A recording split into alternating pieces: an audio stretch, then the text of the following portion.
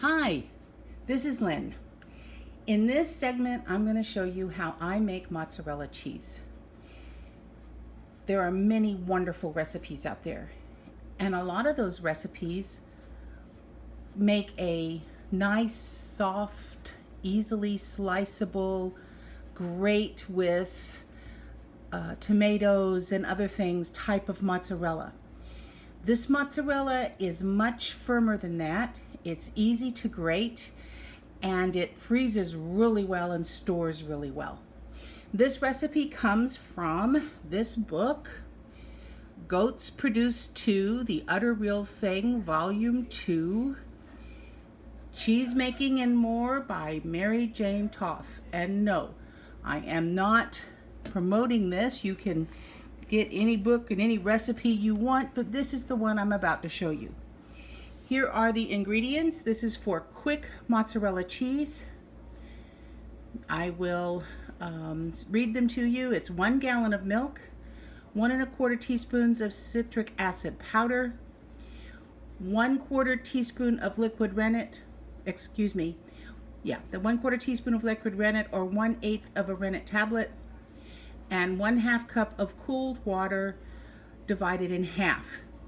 The recipe is pretty long. I'm just going to walk you through the steps and explain what I do. First of all, you can get citric acid in any store where they have canning supplies. This is what I use. The rennet I ordered, and I order a cheese making vegetable rennet because it does not contain any animal products. And this particular rennet is twice as strong as most rennet, so I only have to use half as much. I'll explain that when I get to that part. So what do you need to make the cheese? Well, you need the gallon of milk. It needs to be in a double boiler. We don't have a double boiler. So I did have this great big pan that we often use for frying large things like greens that start out really big and then shrink down when you're frying them. And we had this beautiful stainless steel pan that easily holds 1.5 gallons. So it needs to be able to hold that gallon of milk plus a little and do so easily. It also needs to have a lid that covers it, which this one does, and I'll show it to you in a minute. You're also going to need a whisk. I prefer using a steel whisk. Other people prefer using other types. As long as it is not going to melt in the heat, you're good. And you need to have a thermometer, a good cheese thermometer. This one shows both Fahrenheit and centigrade, which is what I prefer because some cheese recipes expect Fahrenheit and some expect centigrade. This way I can easily make this happen. So you start by adding the citric acid powder to the cold milk. Now I have already put the citric acid powder in the bowl, into this small bowl, and you add it first in a small bowl to a small portion of the milk. So I'm going to dip out a cup approximately, put it in this bowl, and I'm going to mix it well. You have to be sure that you mix it well into this small portion so that there's no granules of the citric acid powder. This citric acid powder is what causes mozzarella to have that neat, stretchy quality. So I'm going to add this now to the milk. I find it easier if I get the milk stirring first and then pour it in. This is a clean bowl, so I just dip it in. Make sure I get all that citric acid powder, and you mix it well. It's also nice if you have a sink really close. Okay, now that this is well mixed, I'm going to turn on my heat, and I need to raise the temperature on this milk from this very cold, because it just came out of the refrigerator, I need to raise the temperature of the milk to 88 degrees Fahrenheit, which is approximately 32 degrees centigrade. I'm not going to make you watch me do that, so I'm going to stop and I'll come back when it's the right temperature. Hi, it's me again. Okay, the temperature is almost up to the 88 degrees Fahrenheit, 32 degrees centigrade that is required by the recipe. You don't have to stir it constantly, but to get an accurate reading on any thermometer, you need to stir it. So since it's really close to being where it needs to be, I'm stirring. Meanwhile, I have put my rennet in a quarter cup of water. In the recipe, you noticed it said a half a cup of water divided in 2 parts. Some people add the citric acid powder to a quarter cup of water and stick it in, and sometimes I do it that way. Sometimes I do the milk as I did this time. The rennet I always add this way. Because it's liquid, it's easy, it dissolves really well. I put 6 drops because that's all I need, because I told you it was double strength. Okay, it has reached 32 degrees centigrade, which is 88 degrees Fahrenheit. I remove the thermometer. I get it stirring. I put the rennet in. Stir briefly because you don't want to stir too much. And I put a lid on it. Now we have to hold this concoction at this temperature for 15 minutes so that it'll make a curd. Okay, now what I have here is a steel bowl, a big bowl. It can be any container that will hold the pan. 2 regular bath towels and another towel. I will put this towel on the top to hold the heat in the top. Tuck it in. Tuck these towels around.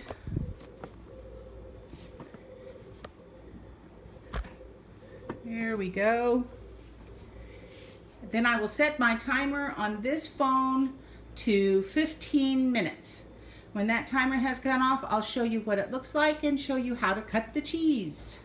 See you in a minute. Okay, the 15 minutes have passed and I uncovered the pan. I want to show you what the curd looks like here. I'm going to show you how to cut the cheese, and I want to thank Selena for the prior sound effects and the ones just now. Anyway, the curd should be firm enough that when you put your finger in it, it breaks against your finger, okay? I hope you can hear me over the unnecessary noises. Okay, now we're going to cut the cheese 2 different ways, and usually about 1 inch cube. So I'm cutting it in this direction, and now I'm going to cut it at a 90-degree angle. Now I'm going to cover it again, just the way I did before. And this time I'm going to leave it for 10 minutes.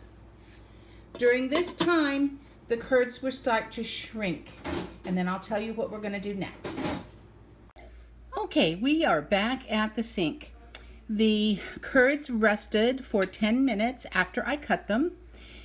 And we put it back in the hot water bath. Turn the temperature, turn the burner back on, and put the thermometer back in. And now we have to heat the curds to 108 degrees Fahrenheit, which is approximately 42 degrees centigrade. Now, I'm not going to make you watch me do this, but I will show you what we do with it after we heat it to 42 degrees centigrade or 108 degrees Fahrenheit. I will cover it again. I will put it back in the towels, and it will rest for 35 minutes, during which time the curds will do the rest of their shrinking. After they have done that, I'll show you what I do next. Okay? So I will see you again probably in about 40 minutes, although you will never notice. Just a quick side note while I'm trying to get this temperature up to 108. You need to do it fairly slowly. I don't take as long as some people probably would. And remember, I told you that to get a good temperature, good reading, you actually have to stir. Well, you do not want to stir the curds while they're shrinking. So the only way to do that is to either do what I'm doing right now, which is to pick up the thermometer and move it around to different places in the pot and see what it does. Or to do what I did earlier, which is to gently shake the liquid, which is this is the whey. Gently shake the whey in the pot so that you can get a slightly more accurate temperature. This is getting close. You really need to watch it because it'll feel like it's going to take forever to get there, and then suddenly, bam, you're right on it, and you don't want it to get overheated. Okay? So I'm shutting you off because I'm getting close to where I have to do something with it. Okay, welcome back.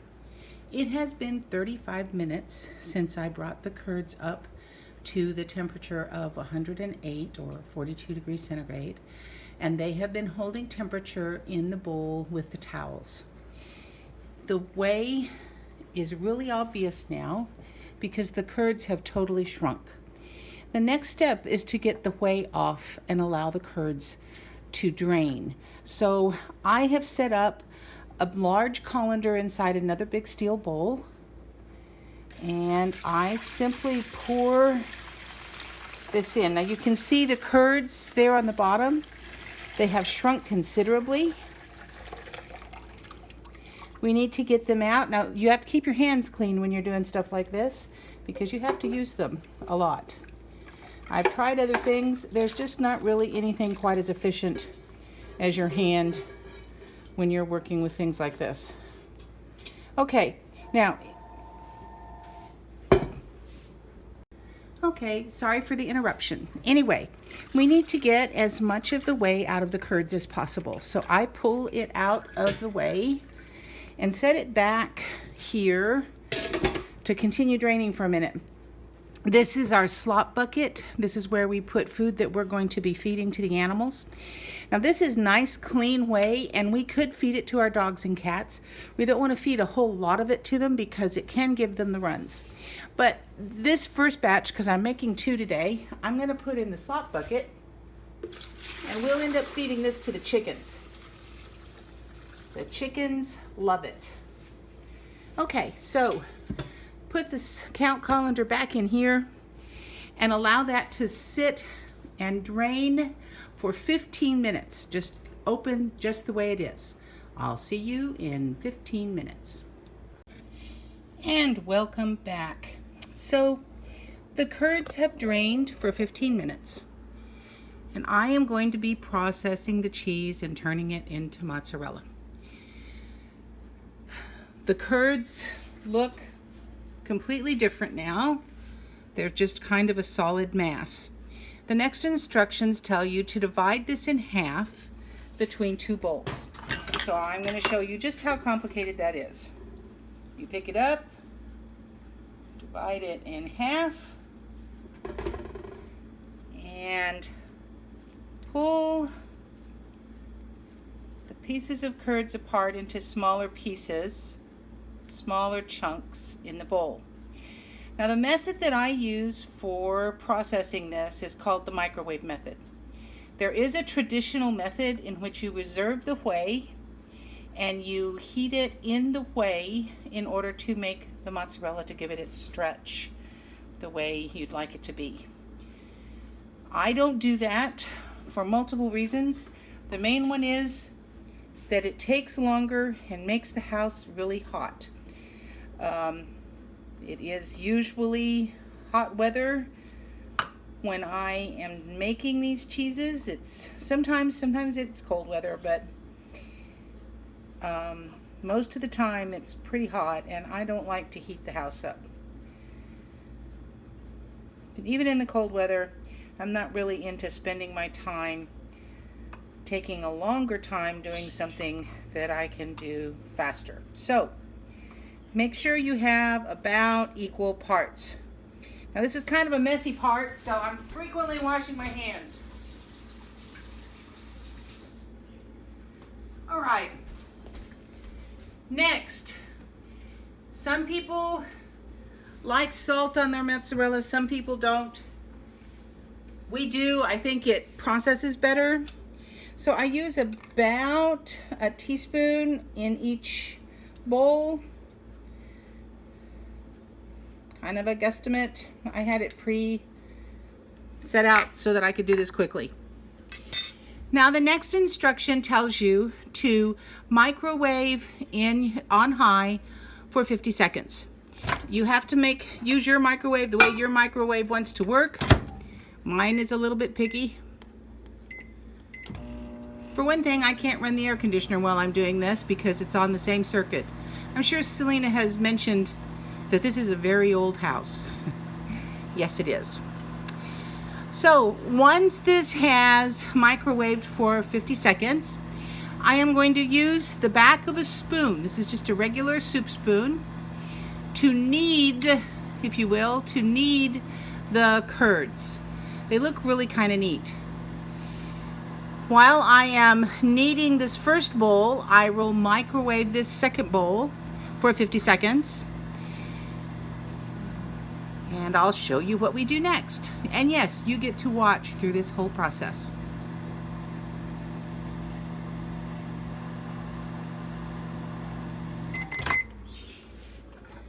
You need to be careful because even in 50 seconds, it gets really hot. Alrighty, can you see me? No, you cannot. Let me sit this down a little bit more. So, you'll notice that there is whey gathering in the bowl. That's okay. It's still coming out of the curds. I like to knead it a little while in the hot whey. It helps to make it feel right. It's kind of a neat feeling. Notice how the consistency changes and the curds all come together. The feeling is there's almost a resistance. Now I just pour off that whey when it gets to be a little bit much. Just keep kneading until it looks right. I've done a lot of this. It took me a while. Remember, it's not the end of the world if you mess up a batch. Even if it's not perfect, it's still perfectly edible. You can use it in any kind of a casserole. You can use it on pizza. Now you have to microwave the stuff you just kneaded. This time you're going to do it for 25 seconds.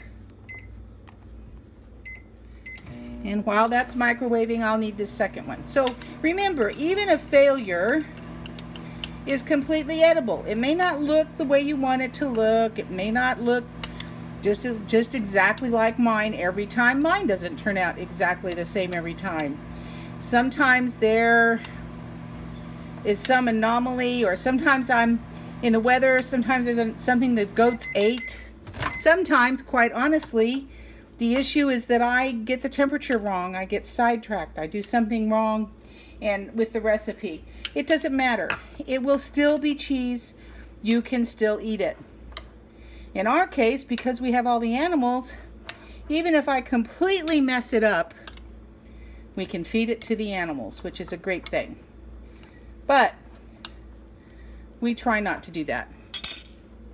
Okay, then after it goes for another 25 seconds, you knead it again.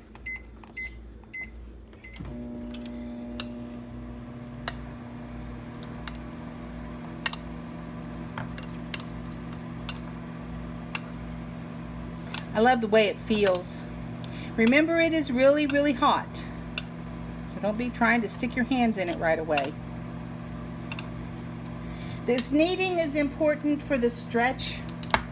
Because you know how when you take a bite in a pizza and it has lots of nice yummy mozzarella on it, how this cheese just strings out? Well, that's because of the stretch in the mozzarella. And that's what you're doing right now.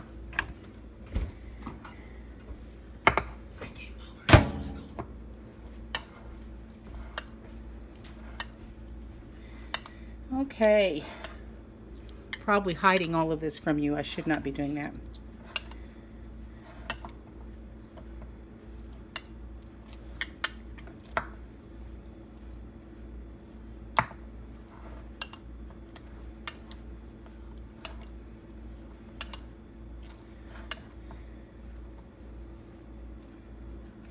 Okay, one of the neat things about doing this with your milk, because we get a lot of milk.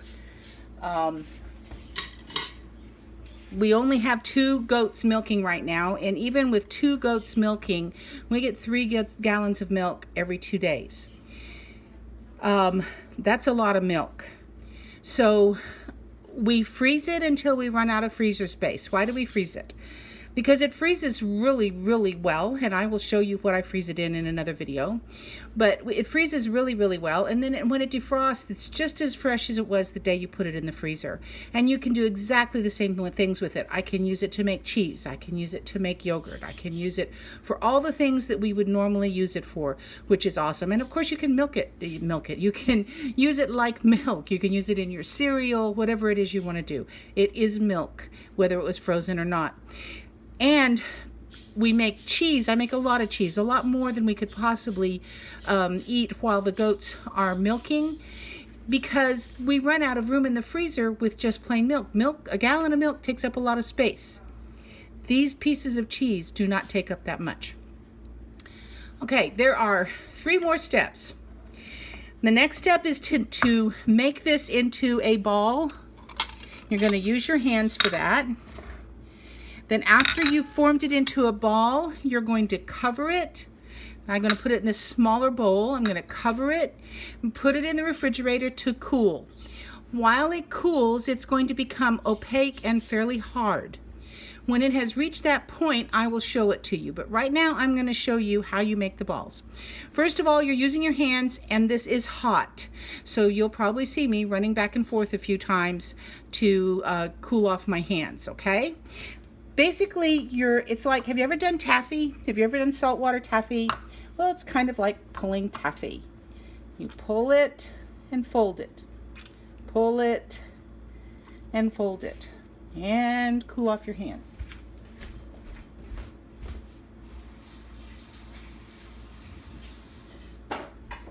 And one more time. Pull it and fold it.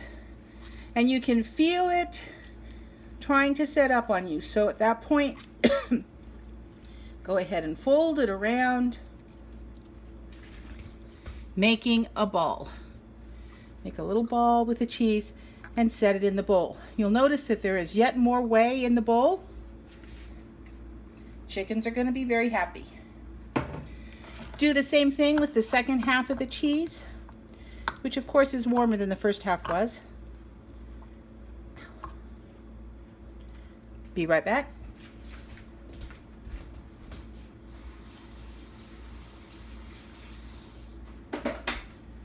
Okay. Pull it again. Fold it. Pull it. Fold it.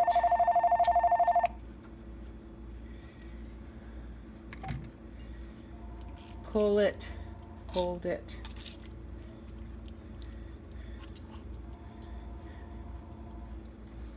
Make a ball.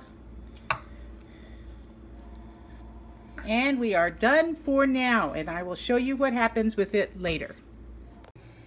And this is what it looks like after it cools. These are the 2 pieces that you watched me cooking and kneading and everything earlier in the video. I put these little plastic things around them, set them in the refrigerator to cool. I've taken this one out and loosened it so you can see what it looks like. So there's a little bit of the whey around the edges still. I usually just wipe that off and wrap it in saran wrap and freeze it. And then I put the saran wrapped cheeses into a freezer bag, and we put a large freezer bag in the big freezer and just take it out 1 chunk at a time as we need it for pizza or whatever it is that we happen to be making that we're using the mozzarella cheese for. Thank you very much.